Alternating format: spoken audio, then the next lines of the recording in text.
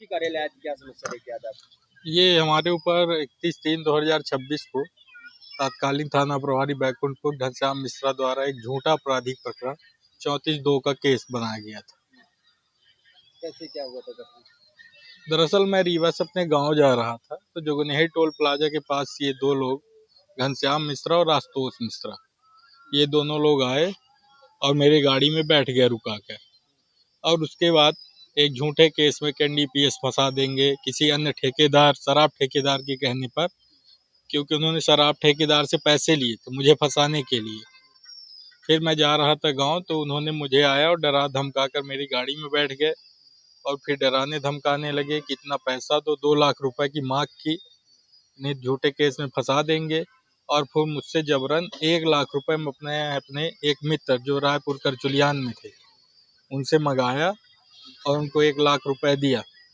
फिर वो इधर उधर घुमाते रहे और फिर रात में थाना ले गए बैकुंठपुर, रात भर वहां रख करा बंधक बना के। फिर सुबह मेरा लौर तालाब के पास से मेरी गिरफ्तारी दिखाई उन्होंने। आप ये बिल्कुल पैसा जो दिए थे 1 लाख रुपए किस माध्यम से दिए थे? मैं वो उनको नगद दिया था और काहे के बदले ये पैसे लिए थे?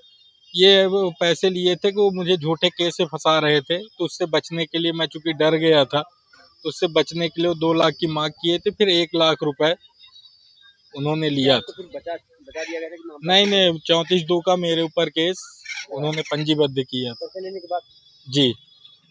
कौन कौन साथ में थे आपके?